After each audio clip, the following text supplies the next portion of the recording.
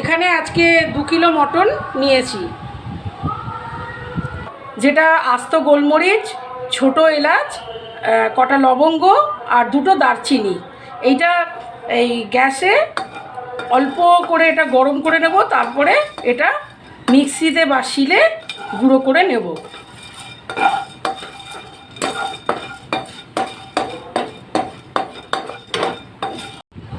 আস্ত গরম মশলা আর আস্ত গোলমরিচটা গ্যাসে হালকা গরম করে তারপর মিক্সিতে গুঁড়ো করে নিলাম। এই গুঁড়ো মশলাটা আমাদের রেডি হয়ে গেল। তেল গরম হয়ে যখন এলাচের থেকে সুগন্ধ বেরোতে শুরু করবে তখন পেঁয়াজগুলো ছেড়ে দিচ্ছি। পেঁয়াজ এবার খুব ভালো করে ভেজে নেব। পেঁয়াজ হালকা ব্রাউন ভাজা হয়ে গেছে, এবার রসুন বাটা এর মধ্যে দিয়ে দেবো।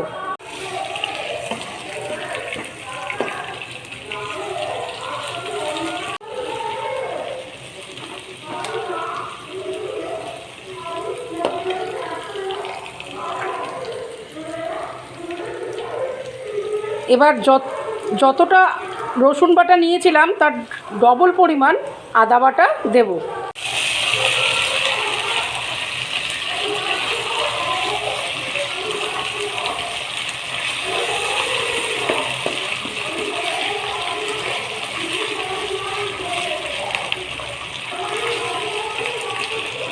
এবার 1 চামচ লঙ্কার গুঁড়ো দিয়ে দিলাম।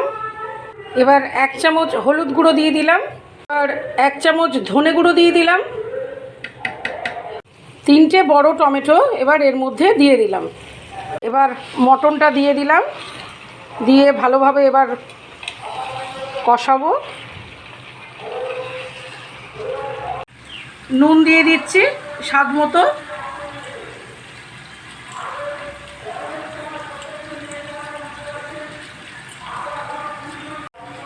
এবার ভালো করে কষিয়ে নিচ্ছি।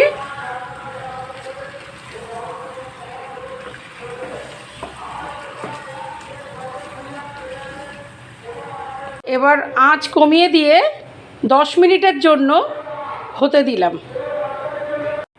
মশলা কষে যখন তেল বেরোতে শুরু করেছে তখন পুরো জলটা ঢেলে দিলাম।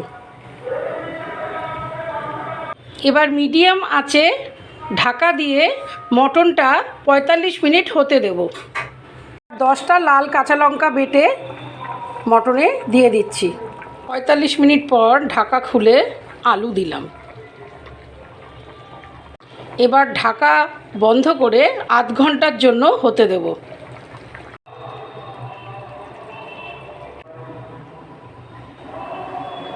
এবার টক দই ভালো করে ফেটিয়ে নিচ্ছি। একদম লো আছে। এবার টক দইটা আস্তে আস্তে ঢেলে দেব। ঢেলে এবার ভালোভাবে নাড়তে থাকবো। আঁচটা একদম লো করে নেব, নইলে টক দইটা ফেটে যাওয়ার সম্ভাবনা থাকবে। মটন নামানোর আগে আস্ত গরম মশলার আস্ত গোলমরিচের গুঁড়ো করা যে একটা পেস্ট বানিয়ে রেখেছিলাম এবার মটনের ওপর ছড়িয়ে দেব। এবার ভালো করে মিক্স করে দেব। এবার ভালো করে মিশিয়ে দিচ্ছি।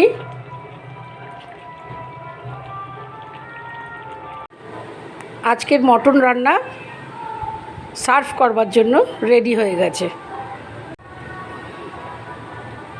আজকের মটন রান্নাটা আপনারা করে দেখতে পারেন এবং করে আপনাদের কেমন লাগলো খেতে অবশ্যই আমাকে কমেন্ট করে শেয়ার করে